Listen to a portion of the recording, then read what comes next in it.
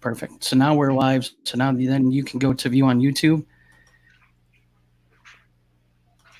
and then you'll just continue to YouTube, and then it'll kind of show.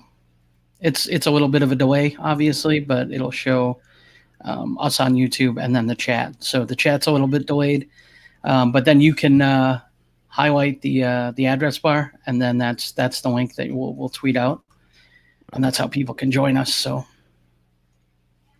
Okay. So do you want me to go ahead and post the YouTube link? Yeah, go for it. We'll post the YouTube link, and then I'll use that link on the show account and on mine, and I'll tweet it out too from both of those accounts, and then we'll get going here. Okay, sounds good. Cool.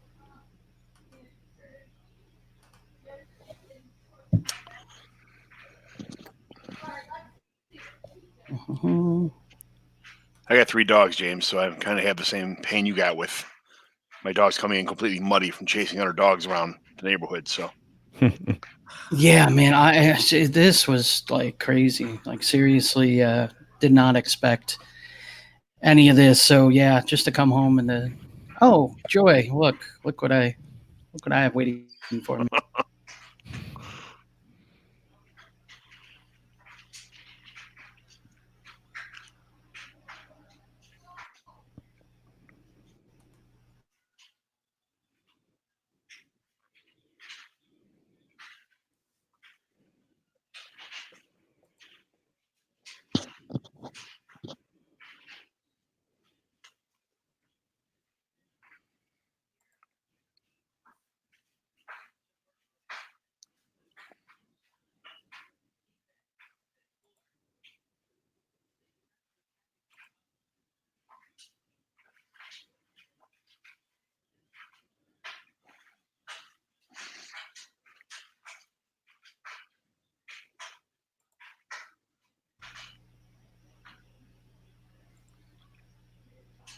Let me know, Brian, whenever you tweet that out. I'm on the lookout for it, so then I can tweet that link myself. We'll be good to go. Okay. By the way, Brian, you were my favorite person, my absolute favorite after listening to that show. Yeah. You recorded with John, man. That was someone had to put him in check. I'm so glad you were there to do it because that was ridiculous. That was just ridiculous. Sit here and tell me that Dalvin Cook doesn't get hurt when he gets hurt every single year going back to his 4 years in college. Come on. All right, I just tweeted that. Awesome. I just retweeted it.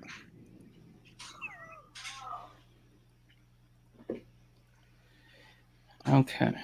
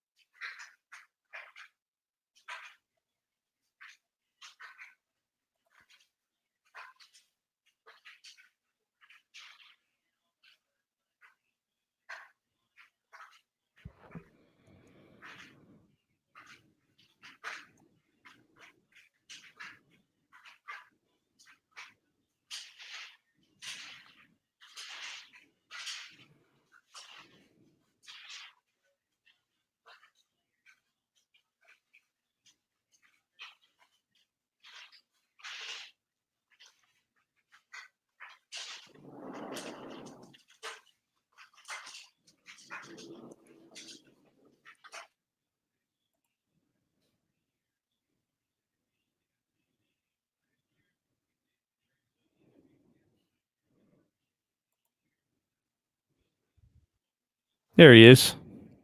I'm here. What's up? My apologies for anyone waiting for me. It appears as we've been live for about 4 minutes. So that's good. I'm here. Nice. Haven't kicked off too much anyways. So. Yo, John, getting some goodnight kisses. I love it. So my daughter, we just did sign language stuff for about 25 minutes. She's in ASL that's her language in high school is ASL. So we did. That's awesome. Stuff. It's super That cool. is awesome. That's awesome. It's nice, except I have 2 daughters who are in it, and one's a sophomore, one's a freshman, and they just talk behind her back all the time now in sign language instead of like French or Spanish. They're doing this to me, and I have no idea what it means, and I'm afraid to find out what it means when I do find out. That's super cool. I worked with a PTA actually that had to use sign language. She was deaf, so I learned quite a bit from her just so that we could communicate about patients and things. But it was pretty impressive. You know, PT is one of those things you have to talk a lot with patients, and she did a really good job of kind of using the sign language to speak to them. So it's definitely a cool skill to have, I think. I'm learning a little bit too, studying with them. So, yep. Isn't that cool, Brian? How you can do that? I don't know. I just whenever there's like a comment, you can actually click on it and it shows on the main screen. Yes, that is awesome. I thought that was cool. I played around with it last week and I was like, that's pretty cool. So if I start talking about, oh, there was a comment, you know, in the chat from this person, I can click on it so everyone can see it while I'm, you know, like talking about it. I just thought that was, or answering your question. I was wondering how that happened. I didn't know he did that. Yeah. So pretty cool. You can do that. The only thing I'm confused with, oh, there they are. Okay. They were just delayed a little bit. I was going to say, so that was mine. And then that was yours. Yeah. Now I see them too. Cool. So, yep. Cool. So I might not even need to have the chat open or the YouTube open, huh? Because the chat comes in, at least it does for me. Yeah, it looks like it does. I guess I kind of want to see something here.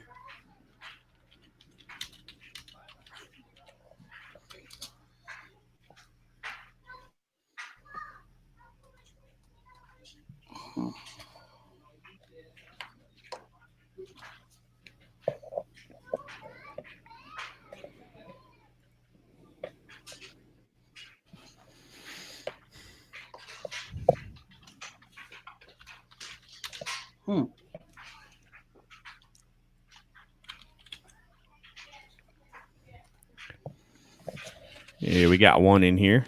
Thomas is here.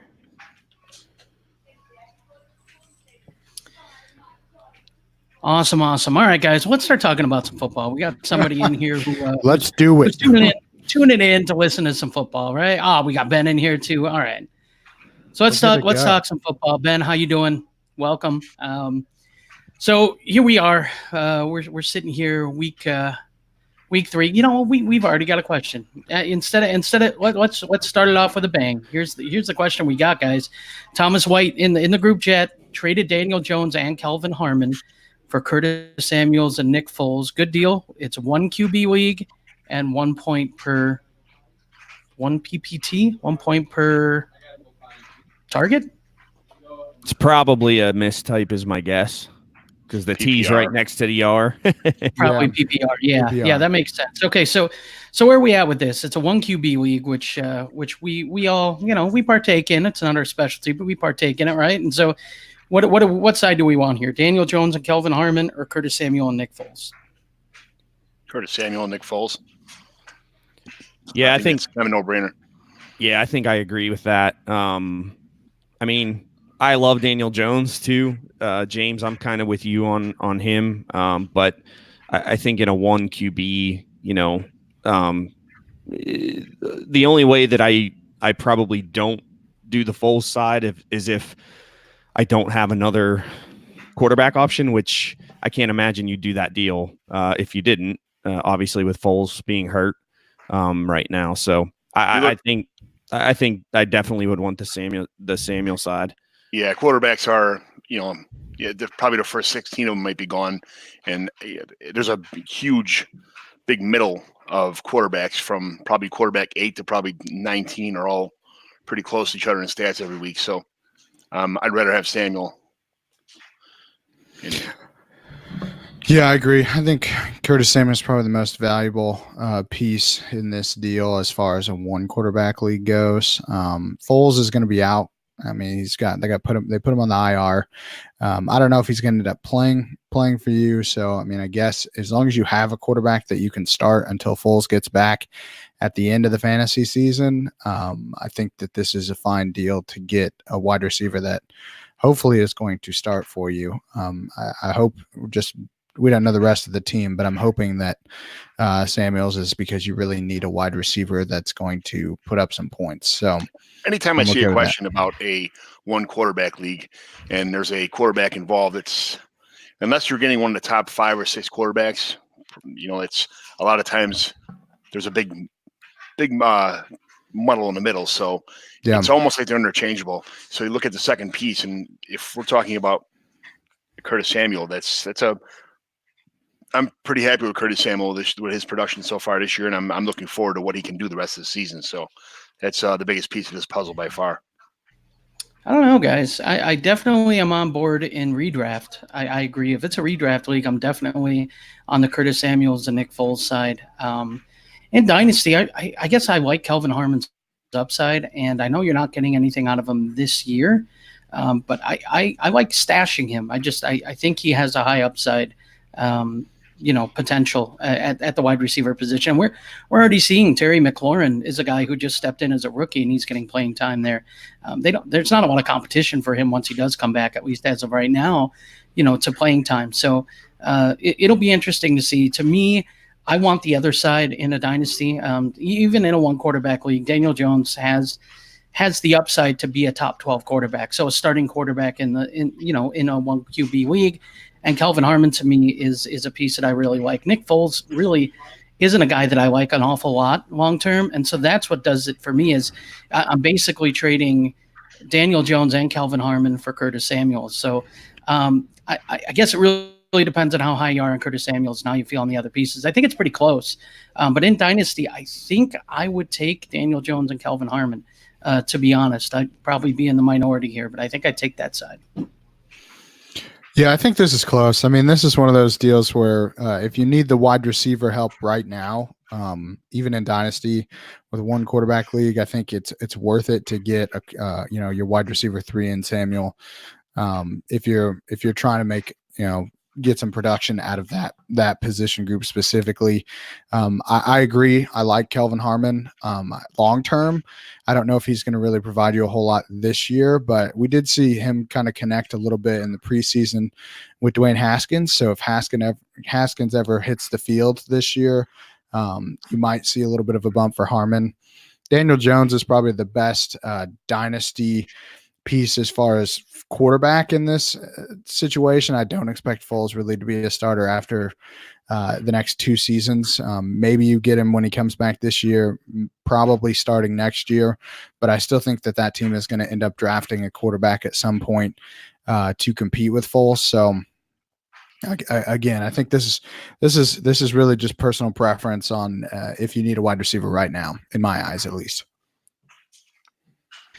All right, guys, let's shift focus a little bit here. We didn't get many questions online, so I'm just going to kind of come up with a few questions that I had, and I'm interested to see kind of what you guys think. Oh, actually, I'll tell you what. One of our listeners actually has a question for us, so let's go ahead and answer this. Superflex question. Time to start shopping Aaron Rodgers with the new offense before it's too late, or is this matchup on Thursday what gets him back on track? Again, Thursday playing against the Philadelphia Eagles. Secondary has been poor, let's just say, so far this year. Is this the week you expect to break out from Aaron Rodgers, or is it time to maybe shop him as a top asset and hope that you can get the return, based on his name value? What do you guys think? Well, I know how you feel about this, James. So yes, that goes without saying. Okay, but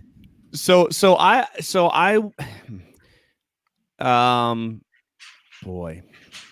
I do see. So here's the tough part about this. I think the matchup is really good this week with the Eagles, but I feel like Rodgers doesn't always perform all that well on Thursday night games, if I remember correctly.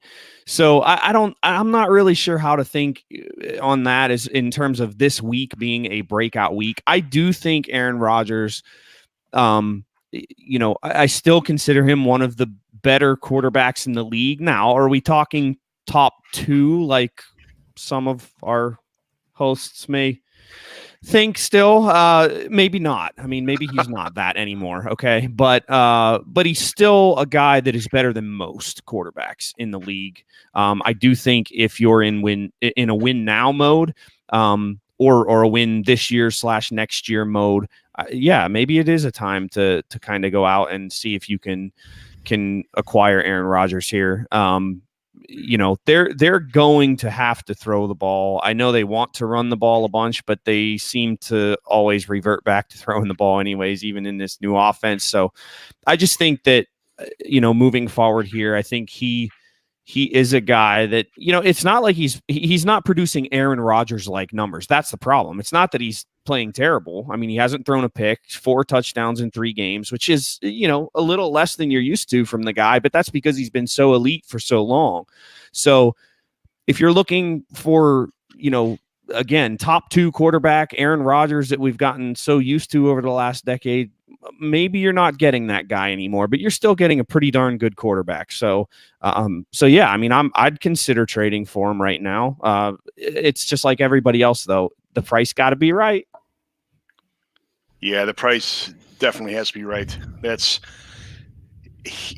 You kind of nailed it on the head there. Rodgers there is a new offense. He's fighting with his coach. There's something's not really working the way it should be over there. Once they figure that out, is this the comeback week? Nobody knows for sure. They're favored by 6 points or 5.5 points at home. So this could be a good. Eagles are pretty. They got some injuries, but they're a pretty potent offense. So I could see definitely improvement over his 200 and 220 yard games. I would expect this to be at least a bounce back week, not a. Who knows how much is bouncing back, but at least a little bit of a bounce back anyway. Yeah, I think he's going to have a good week this week. I really worry about Rodgers. His age is starting to creep up on him a little bit. The new offense is not producing the amount of passes that we would normally expect for a quarterback as good as Rodgers. Right now, he's kind of middle of the pack in everything as far as statistically. He's not really putting up huge points, but we're only 3 weeks in the season. I still think he finishes the year as a top 12 quarterback, and you have to. I'm not trading him right now unless I'm getting a piece that I think is going to produce higher long term. So unless he's I would put him in a deal for like a Russell Wilson, Dak Prescott. If you can use his name value in a trade and piece him together and try to get him a Mahomes or a Jackson, then that, Deshaun Watson, Wentz, those are all guys that I would be looking for if I'm going to give up an Aaron Rodgers, especially in Dynasty. I think his name value still has quite a bit, but I wonder if we're going to reach a point where some of these injuries and things that he's had over the last couple of years start catching up to his production, to the point where eventually that name value is not going to get you what you could get with it right now. So, I mean, it's up to you. I wouldn't be trading him just to get rid of him. I would be trading him to try to make a significant upgrade as far as total years left of high quality production. So, unless a younger guy is in play, I'm not going to really think about trading him. I definitely wouldn't be trading him for picks right now. Yeah, I like what you just said there, Ethan. And really, what we have to realize with Rodgers, he hasn't been that elite asset the past couple of years, and now starting this year, he hasn't really put up those elite numbers either. And it's not that he's not a great quarterback. He's a great NFL quarterback. He's just not putting up those fantasy numbers that we're used to seeing.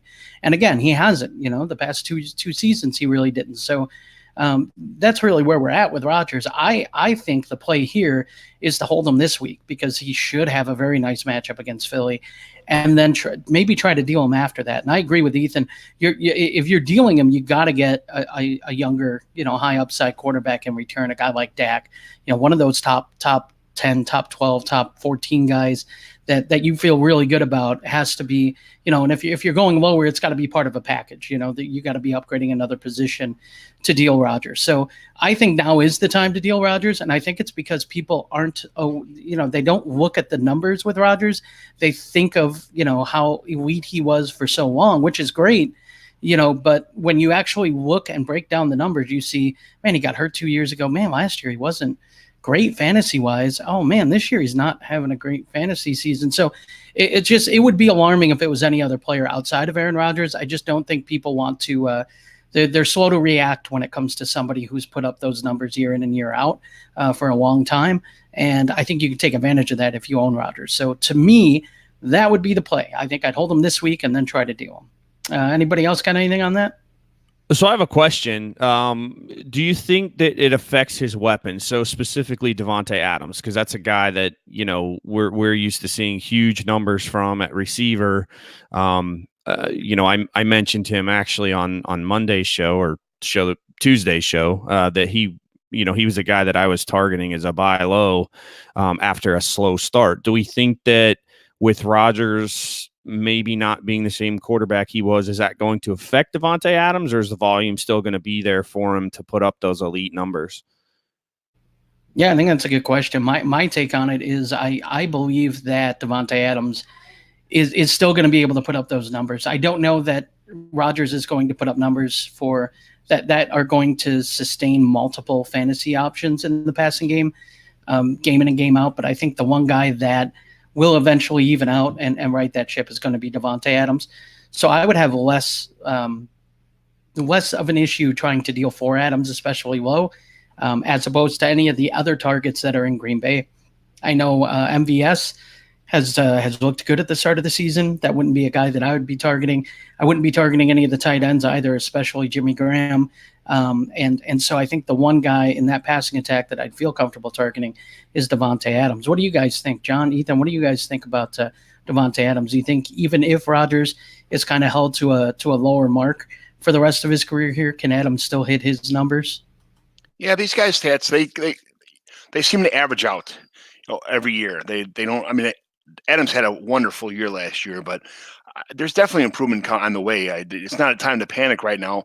If you're an owner, you got to hold. I'm a buyer right now in any market. Redraft, dynasty. I don't care anything. Anybody who's willing to panic on Adams, I'm buying right now as fast as I can. So there's a little bit of rough waters right now, but they'll figure this out.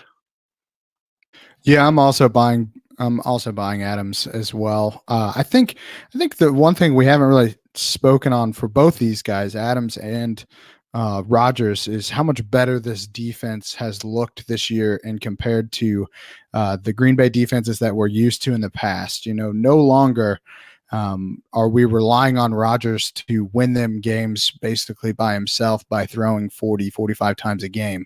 This defense has looked pretty legit in the first 3 weeks. And of course, it's only 3 weeks in the season. I say I don't think we should make any hard, fast judgment on any of these guys with such a little amount of season. But this defense, they have put significant capital into it through the draft, through free agency, to make this defense be able to carry some of the load that Rodgers was carrying before, so that he doesn't have to pass 40 times as he gets older. And I think that is playing as much or more of a role as the new offense as a whole. The fact that they don't have to be in these huge shootout games where Rodgers is just carrying them to victories is definitely going to impact both he and Davante Adams as far as production goes. And I think there's not really much that we can say or do about it. It doesn't mean that they're not still great players. It's just that the team itself has taken a different route as far as how they want to win games. Yeah, no, that's really well said. That's a fantastic point. As a matter of fact, in the group chat, we had Lineups and Chill make a comment about how Aaron Rodgers is now a risk-averse quarterback that no longer needs to outscore teams to win. I think that's perfect. I think that goes hand in hand with, the reason why he doesn't need to outscore teams to win is because that defense has looked so good. But here's my concern with the defense. I'm wondering if you guys have any concern with this. They're very fast, but they're young. Are they going to hit a wall later in the year? Is this, they play a lot of young players, and I'm not sure that they're used to going the full 16. Are they going to hit? Is there a wall coming for this team? Later in the year, does Rodgers have to be asked to do more? And if so, is he going to be capable to do that? What do you guys think? Well, I mean, when you're looking at their opponents in the North, at least, I'm not overly concerned with that. I know the Lions are off to a hot start, and good for Lions fans and for that team, because for crying out loud, if anyone needs a really good season, it's probably the Detroit Lions. My friend Jerry's out there listening to this, probably rolling over and stuff. But anyways,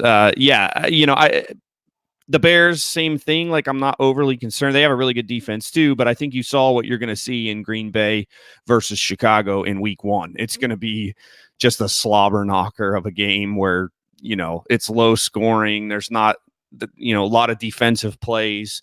The one opponent, I guess, for me is the Vikings, depending on how that goes they're running the crap out of the ball right now. So, I don't know. I mean, this division is a little bit interesting. It's kind of it's been a division in the past where there's been tons of throwing, right? I mean, Stafford and Megatron and Aaron Rodgers and the Vikings threw the ball, I think, 606 times last year or something like that. So it's been a division historically here over the last couple of years where they've been shootouts. It's been high scoring games. It's been, all of that. But this year, I don't know that that's going to be the case. Will they hit a wall?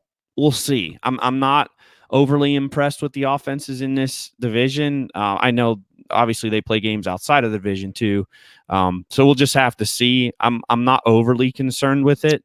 But it could certainly happen. I mean, we've seen defenses hit walls and, in later in the season before, so it could certainly happen again.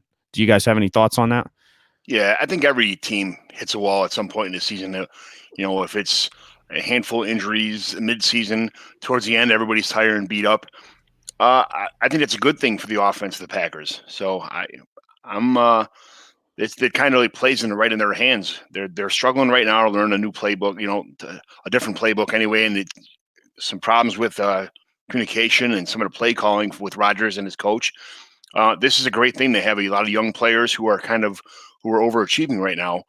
And if they do struggle later on, I think when everything's tied up on the offensive side and all the I's are dots and the T's are crossed and they're finally on the same page, they can struggle a little bit. So that's okay. I'm not concerned about that at all. Yeah, I'm not concerned about. I actually think it's an advantage for their defense to be a little bit younger. If I have to choose between a young offense and a young defense, I'm going to choose the defense if I'm building a team, just because the wear and tear that those guys go throughout the year. Again, I think John made a good point, is that they've been pretty healthy for the most part on defense. So I think that plays a role with how well they're playing. They haven't lost a Blake Martinez or someone else that's really a key to their defense. As long as those guys stay healthy and the corners are playing as well as what they are right now, I think that this team is going to continue doing what it was doing, which is we don't have to throw the ball to win. So as long as they don't have to throw the ball to win, you're going to be disappointed, I guess, with what you expected from Rodgers and Adams. Yeah, that totally makes sense to me too. I think you guys brought up some good points there. So let's move on. We got another question here in the chat, and this is from Paul. I'm going to butcher your last name, Paul. Paul Totten? Paul. We're just going to say Paul. Paul says, so I'm in a 12-team PPR Superflex.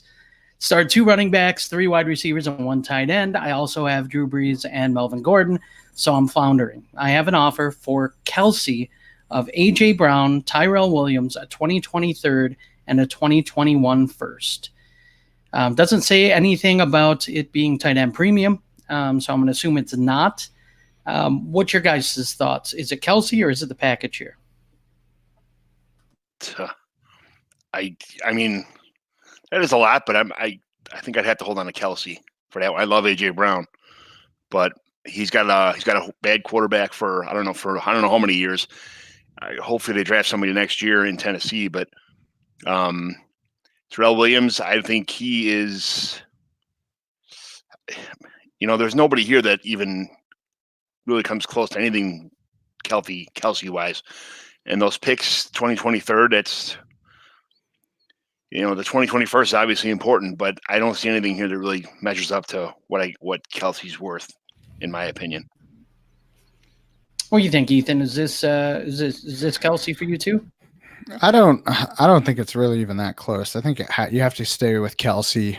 He's one of the most valuable. If you're talking about just tight ends in general, but especially in a league where you only get you only really have to start one. Why wouldn't you want the best one on the best offense? I mean, it just makes sense to me. I think you keep Kelsey. You can get this exact same package literally at any point in time. You say you're floundering, but again, we're only 3 weeks into the season. There's no reason to panic right now. Melvin Gordon could be back as soon as this week or next week, if all the reports are true. So, it's to me, I think this is a trade that I'm not really making unless I'm saying, oh, I'm out for the next few years, because that 2021 is probably could have the most value long term if you end up with a guy like Trevor Lawrence in 2021, a significant piece. And again, you're waiting 2 entire seasons, 2 seasons that you could theoretically make a push to win. I know Breeze going down hurts you, but I think that having Breeze tells me that you're probably in at least somewhat of a win now window. I wouldn't be getting rid of a player like Kelsey this early in the season if I thought that I had a chance to win, which you still have a chance to win because it's only 3 weeks in. So I'm holding on this because I think you can get this deal literally any time of the year. You can play the whole year out and get it at the end of the year, and probably get more at the end of the year because somebody's going to be even more desperate to have that tight end. Brian, what you think, man? Yeah, I agree here 100%. This one's all Kelsey for me. I mean, we're talking about a guy who is, a top 2 round startup pick in a lot of places. So, I think the advantage you get at the position is so great here that I think I would need. I mean, Kelsey is an absolute stud. You wouldn't find anyone out there that would argue against that, and you're not getting a stud back. And I don't personally trade studs unless I'm getting studs back, or at least chances at studs. And I'm not waiting 2 years to do it for sure. I mean, if that were a 2020 first, I still wouldn't do it, but it would be at least a little bit better of a deal, I think. 2 years out, I mean, I'm not interested in waiting that long to try to, use that pick to build into the team. One of the hardest things, I mean, this question actually brings up a great, goodness, I can't even come up with my own damn words here. It brings up a thing for me here. I think it's really difficult, and we all do this, right? When we start floundering in a league, especially a league that we thought we were going to compete in. So you have Drew Brees, you have Kelsey, you have Melvin Gordon, and then you have some circumstances that take a couple of those guys away, injuries or holdouts or whatever.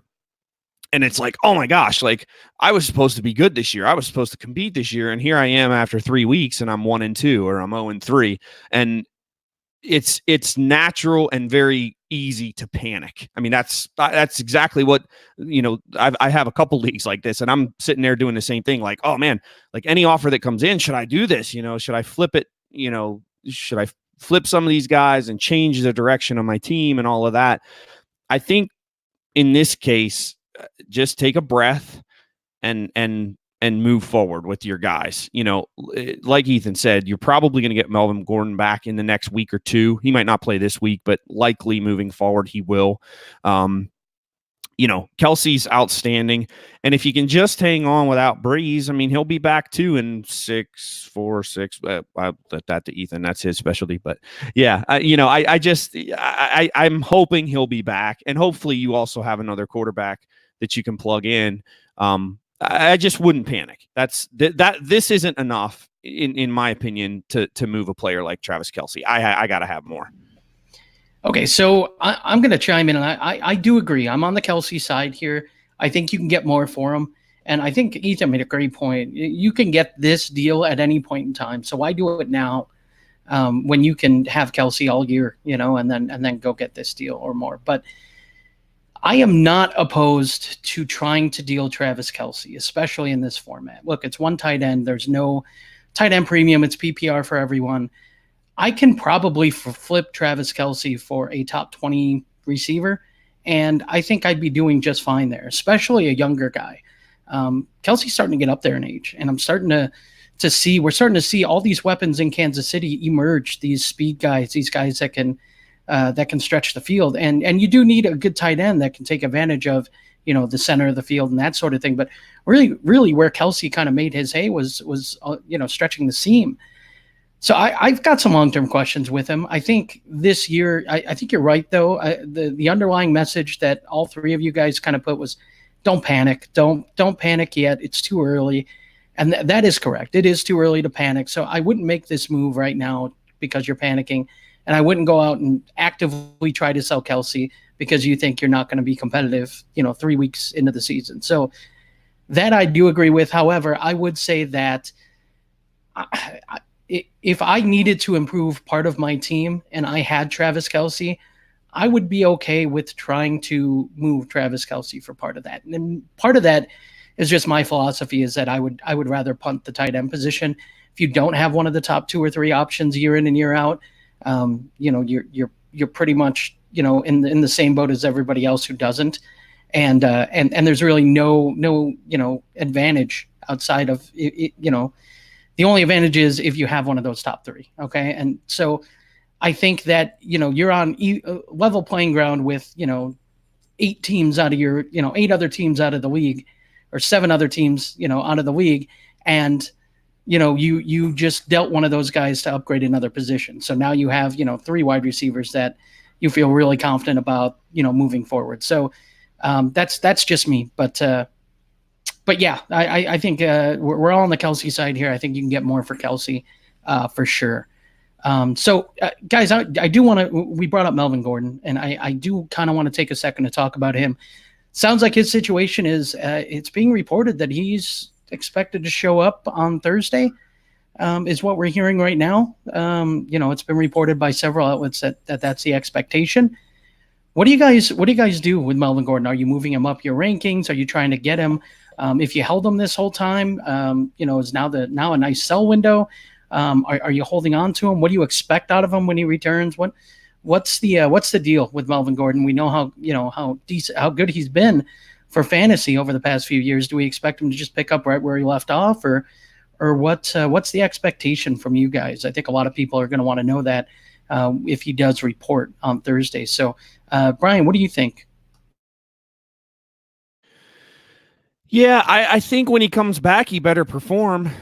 If there's any type of letdown, Austin Eckler has been pretty darn good in these 3 games, so he better perform. I think he will. I don't think there's really any reason to anticipate him not performing. He's been really good, guys. Melvin Gordon's been one of the best running backs in the league over the last several years. He's unbelievable out of the backfield. And he scores touchdowns, which is huge for fantasy purposes. So, I think it might take him a couple of weeks, just like when anytime you see guys miss time, a lot of times it takes a couple of weeks for them to get back in rhythm and whatnot, get used to getting hit, those types of things. But I do expect that he'll probably in a couple of weeks be back to himself. And I do think they'll run I think they'll run the wheels off of him, because why not? They're not going to pay him. So if you're going to move forward with Eckler, use him sparingly and mix him in, but don't ride him so hard here when you have Gordon, who is a talented running back. Run the wheels off of Gordon and then move forward with Eckler, because he's shown that he can fill in pretty admirably. So. Yeah, that's a good point. It's a big guessing game. Are they going to try and share work, try to preserve some of the guys who are going to be there in a year or two when Gordon's gone? They got some. They found out what they have, and that's a good problem to have, to find out what you have in your backups. And they did. I think they feel like they could trust Eckler now. So maybe they are preparing for the future, and maybe they could say, "Hey, Gordon, you're a rented mule for right now, so we're going to beat you until you can't move anymore." Or they could say, "Hey, maybe we could get some kind of agreement here with some kind of rotation, and still pay the guy not what he wants, but still pay him a decent, and maybe try and keep this rotation in the future." I'm not sure that's going to happen, but there's a couple ways to go about this. They could beat him up, and like you guys just said, but I think the three back rotation in this backfield is going to be what you're going to see the rest of the year. A little bit of everybody.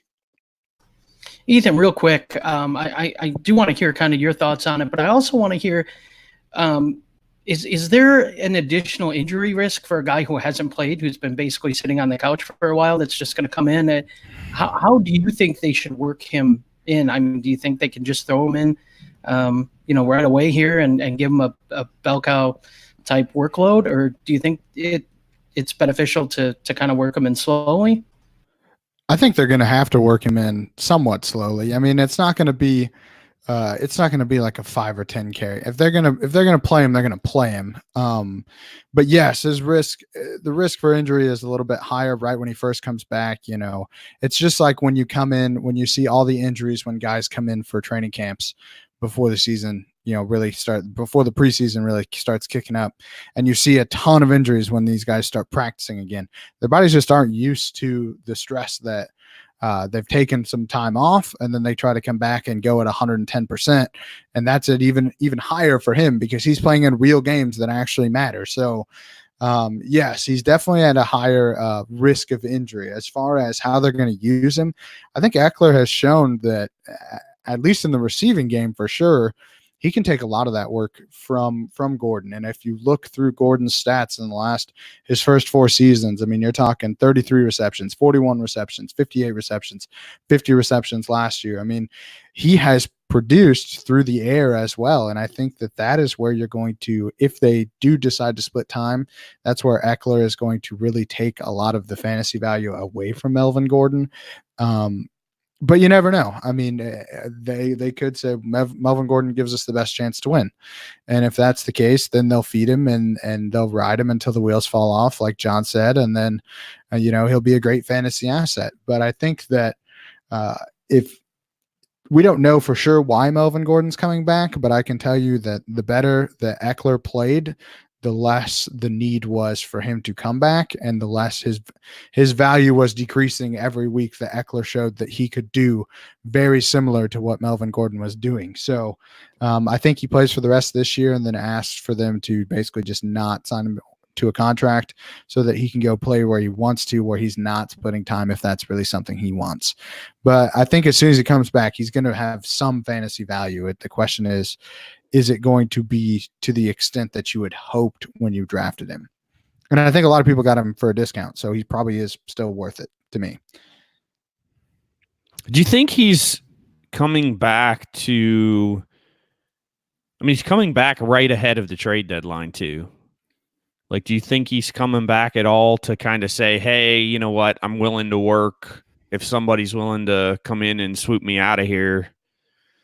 I know trades like that are unlikely in the National Football League, but we've seen crazier things the last couple of years with trades. So, yeah, I don't know. I think Ethan really brought up a good point as far as his value. It was getting hurt, and it wasn't just Eckler. I mean, Eckler was fantastic, but Justin Jackson's yards per carry were insanely high. Like, he was efficient, even though they weren't using him a ton. I mean, he was really good when they did use him. I mean, you just saw like 8 carries for 57 yards, 9 carries for, 58 yards. Like, they didn't use him a ton, but when they did, he was very effective. He was very good. And I think the writing was on the wall. Like, man, the more I hold out and the more these guys show out, it just kind of shows that, well, maybe Melvin Gordon wasn't that special. Maybe it was just, the system or whoever was running behind that line or whatever. So I think that was a big part of it was, they weren't struggling, and maybe he kind of expected them to early. And they weren't, and so now he's now he's in a little bit of a bind. So I think that's the main reason why he came back. Real quick, guys, I do want to, Ethan, John, this is for you guys. So we have 15 minutes left in the show, okay? I'm good with talking about whatever we want, but before we go, I am going to have a this week, next week, because I have not been able to do that all year, and it's driving me nuts, okay? It's something that I was really good at. My this week, next week, week one was Chris Conway. And I felt like that was a pretty good one. You know, he's worth being rostered, and he wasn't being rostered then. So if you guys want to contribute to that, I'm putting you on the clock. We got 15 minutes to find a guy. I would love it if we could find a guy and we could show up Brian and Hogue, you know, when they're doing it on their waiver show, like, you know, they're the experts on it. I would love it if we could just, you know, in 15 minutes, each find a guy that, you know what, next week this guy's going to be a hot ad on the waiver wire. Get him this week and beat the rush, and just show out. Just show that we should be doing it. Hey, so just let's just stop right there for 1 second here, James. Now you have to understand that I've gone to bat twice now for you on that show. Okay, this week it was the Dalvin Cook thing, and the first week we definitely did shout you out with Chris Conley and how awesome that was, because there was no doubt about it. You pegged that one, nailed it right on the head. So yeah, I just want to say does Chris Herndon count? No, and neither does Ben Watson. All right, let's stay away from those guys. Come on now. Does Golden Tate count?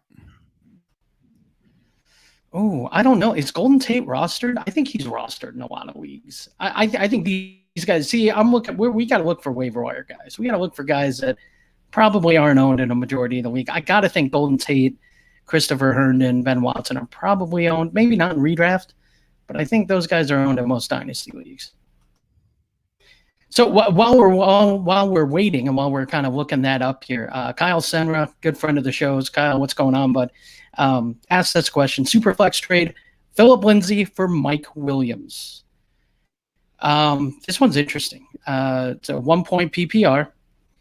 Man, I'm really interested to hear what side you guys are on this one, just because Mike Williams, his value was sky high coming into the year, and Keenan Allen's been the man there, obviously, and so has Austin Eckler. Mike Williams has been okay when he's been healthy, though, but Philip Lindsay also really kind of hit or miss. Royce Freeman's been pretty good. So what do you guys think? Which asset would you rather have? Brian, I'll start with you. Yeah, this one's pretty tough. I mean, I would typically say the young receiver. In this case, Mike Williams is such an enigma for me. I coming out of Clemson, if it wasn't for the injuries, I think he would have been, obviously started a lot better. I mean, that's the most obvious thing I think I probably could have said there, which is awesome. I just don't know. Last year he wasn't really that good without the touchdowns. So I just don't know. I don't know what Mike Williams is yet. I feel like Philip Lindsay, I know what I'm getting from him. The only issue there, obviously, is opportunity, because Royce Freeman is splitting carries. I mean, they're almost right down the middle. So I would probably lean the receiver, I guess. I hate this trade because it's doing crazy things to my brain. I probably would lean Williams with the hope that he kind of takes off and things start clicking. But it's probably right on value wise in terms of where I think both of these guys are right now. Yeah, it's Lindsay for me, and it's not really even that close. I know that he's splitting time with Royce Freeman between the tackles, but he's still getting quite a few carries, and he is dominating from a receiving perspective the backfield there. I think he's top 10 in both targets and receptions as far as running backs go, and I think he's up there in the top 10 as far as receiving yards as well. So with Lindsay, obviously he's splitting time, but I like having those running backs that are catching passes out of the backfield, especially in a 1 point per reception league, which is what this trade is going down in. I just think that those running backs that are getting rushing production plus having that receiving floor is just invaluable as far as this particular league setting. So for me, it's Lindsay. It's not really close. Again, Royce Freeman hasn't always been the healthiest of guys. So if he goes down with an injury, then you're talking about potentially another top 12 season for Lindsey. And I think he could get pretty close to that regardless, even if Royce is playing. So to me, it's Lindsey because of the receiving floor. I like Williams. I think he is not showing exactly what he could be yet.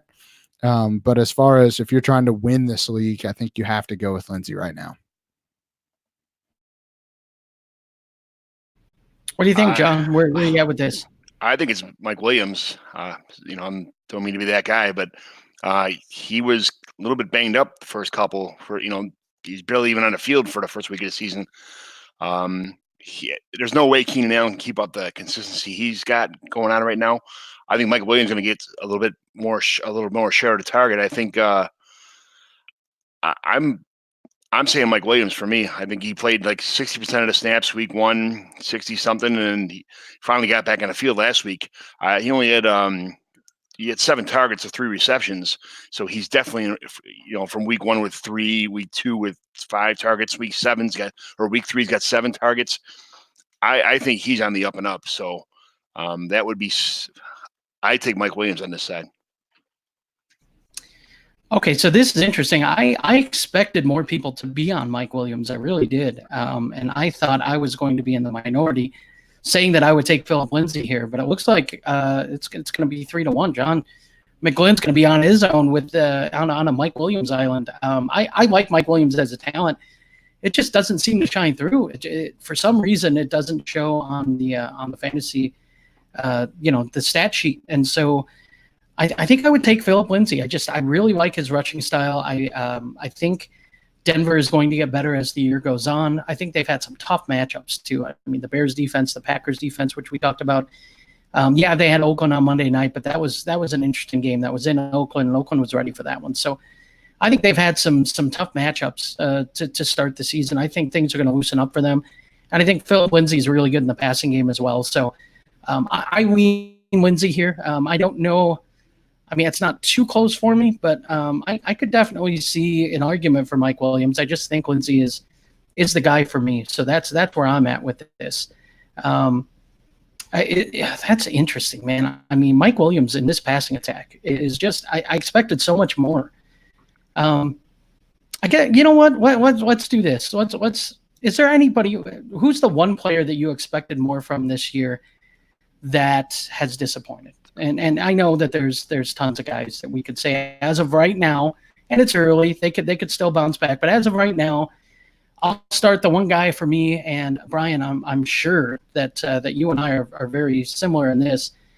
Has been Stephon Diggs. Stephon Diggs has been that guy that I expected more from. Passing attempts haven't been there. He's been banged up. Targets haven't been there. It's a mess, and I don't know if it gets any better. Is the problem. So I'm really worried about this long term. What do I do with Diggs? So definitely something for me to continue monitoring. What about you guys? Is there anybody for you guys that really stands out as a guy who you had high hopes for and just so far it doesn't look good?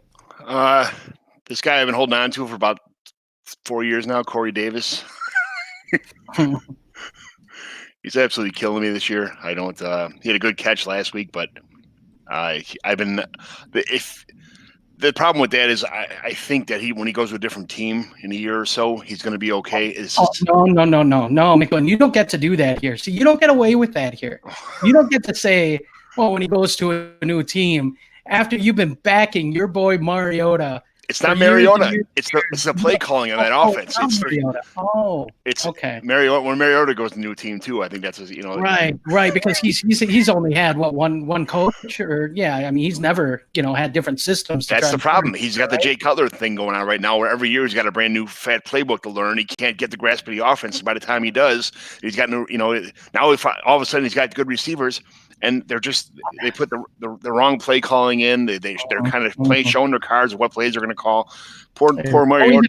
He got sacked 9 times. These Mariota truthers always got an excuse. It's always something's built in, something's ready. Like, he's never healthy. He's hurt. He's tough. He plays through it.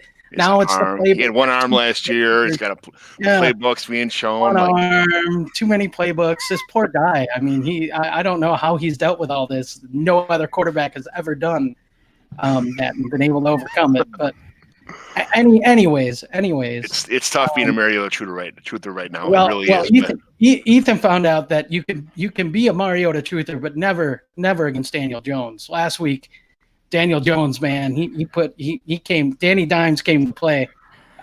He looked good. But what about you, Ethan? Real quick, is there anybody that you really had high hopes for this year that just isn't panning out as of right now? I think I have two. They're both running backs. I mean, Damian Williams obviously has been a disappointment for pretty much anybody that expected him to be a bell cow. We were drafting him that way. LaShawn McCoy comes in, seems to be doing everything that Williams was doing, just slightly better. Really has rejuvenated McCoy. That has really rejuvenated his career. Even Darrell Williams looks good in that offense. So the fact that Damian Williams wasn't lighting it up when he was getting the chance is pretty disappointing. And the other one is Duke Johnson, man. What is going on with Duke Johnson right now? We thought he was going to be the guy in Houston. We were all excited. Everybody that likes it seemed like everybody was excited. Finally, we have freed Duke Johnson. The guy hasn't had more than 10 rush attempts in a game yet this year in 3 games. I mean, he had 5 targets the first week. I thought, okay, that's good. We'll roll with that. If we're getting 5 to 7 targets a game, that's okay for a PPR floor.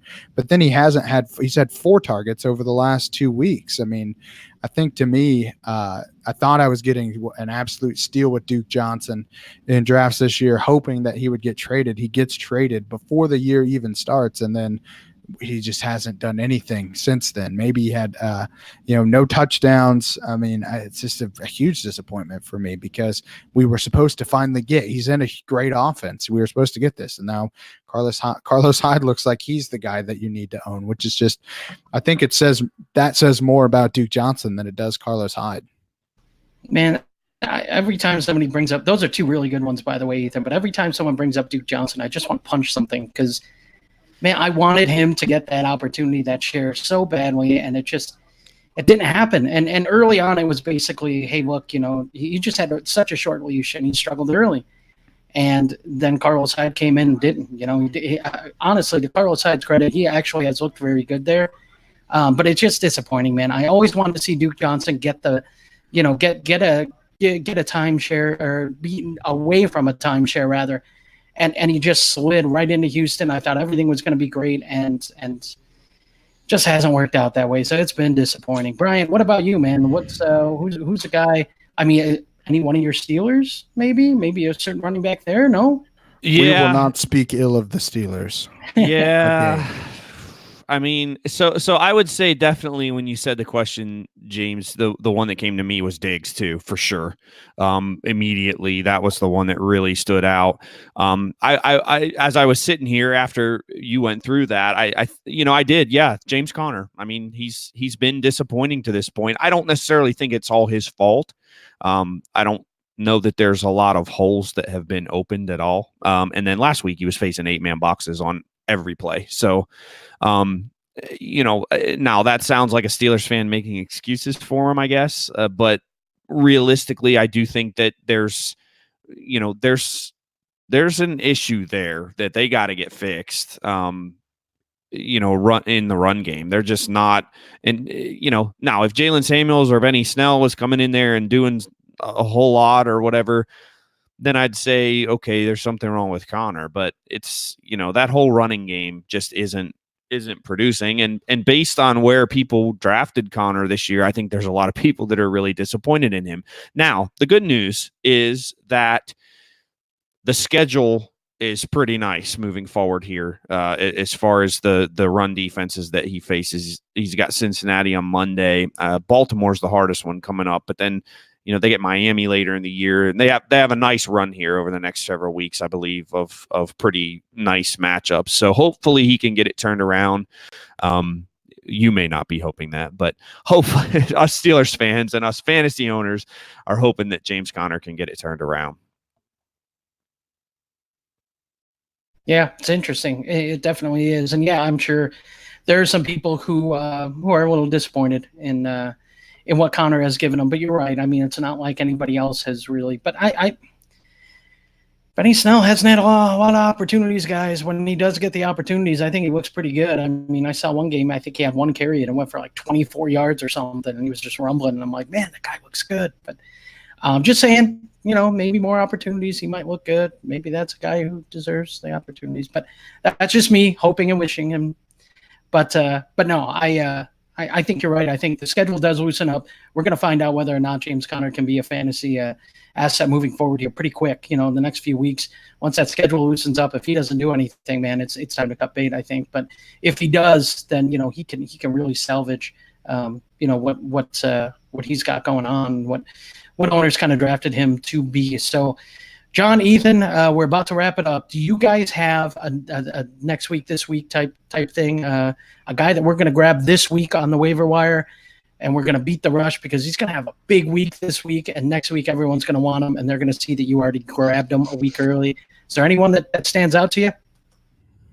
I'll let John go first in case he steals mine. I'll have a backup. Ooh, look at that. Look at that. All right, John, he's being gracious and giving you first crack.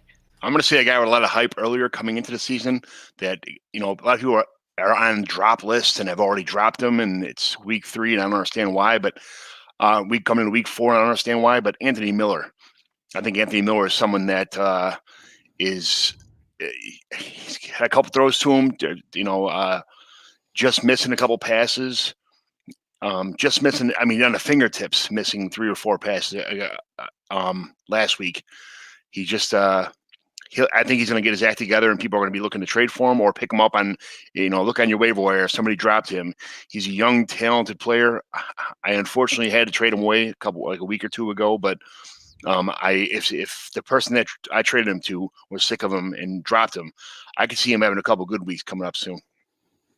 It can't be all the Allen Robinson show in Chicago. So I'm going to go Anthony Miller. What's the Taylor Gabriel show? That's the problem. Yeah, that's not going to happen every week. 3 touchdowns. Yeah, the concussion issue too, which is interesting because I'm sure Ethan, we might be talking about him, even though he's kind of borderline fantasy relevant. We'll see, but yeah, that concussion issue too. We'll see if he's even cleared. But Ethan, who's your guy? So my guy, I'm glad that John didn't take him because I was really excited when I saw this name as I was going through. I always have fantasy data up. Close. We're on the same team. I'm going to go with Preston Williams. I think that Josh Rosen was not helped out last week. He hit Williams multiple times for what could have been a touchdown and then some other big gains that Williams just dropped. And while I think that could be a problem for him going forward, drops could be an issue. He's a young guy. He's a rookie this year, went undrafted for character issues, not from talent issues. That team's going to have to throw the ball to even be within 50 points of any good team this year. So I think Williams is a guy that if he makes those 2 snags, we're talking about him this week. Over his last 2 weeks, he's had 4 catches for 63 and then 4 for 68. So, if he makes a couple more plays, he's looking at getting towards that 100 yards receiving, and that's kind of the threshold that you're happy with as a flex spot. So I'm going to go with Preston Williams this week. He's already on most of my fantasy teams. So if you're listening to this and you're in a league with me, tough luck. You're too far behind.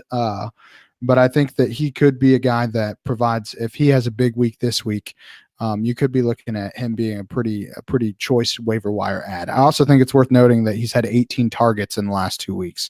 So if you're a guy that likes to follow the targets, he's one that I think you're going to be able to find on the cheap.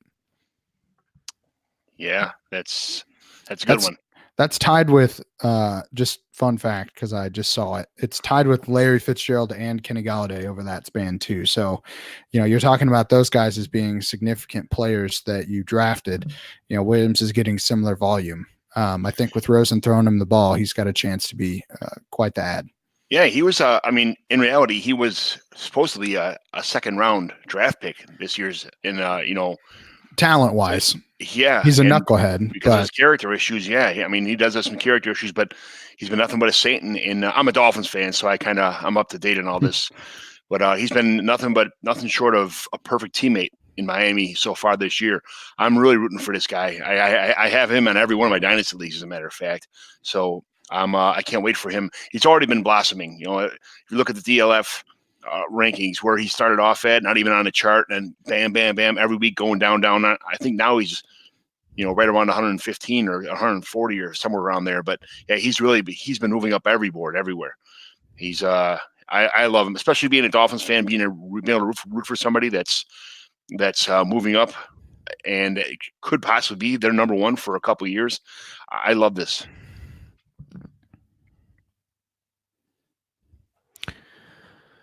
All right, guys. Well, it looks like James dropped out there, so James is out. He's done. James is down for the count. So we will go ahead and wrap this up. That was a great next week, this week segment.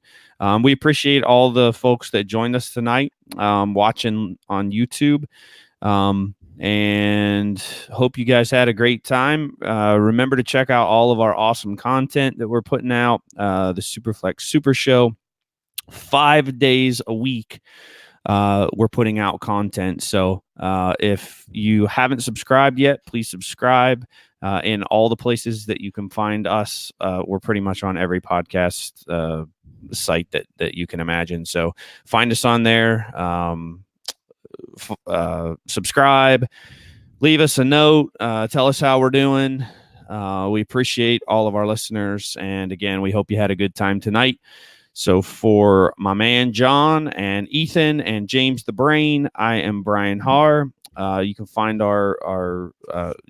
follow us on Twitter too. At Superflex Show is the Twitter handle, I believe. Gosh, I should know that, right? It's pretty bad that I don't know that. If you never see Brian again, this is why. I probably am going to get axed. Yeah, that's probably. He doesn't even know the show's handle. So I know it's terrible. It really is. You can find me at Brian Haar F. It is at Superflex Show. So I did know it. I just was. He can stay for one more week. I was doubting myself. So you can find at Superflex Show, at Brian Haar FF, at John McGlynn 75, at eTurnerFF_PT, at _ James the Brain. Follow all of us. We appreciate y'all. Good night. Good night. Thanks for listening.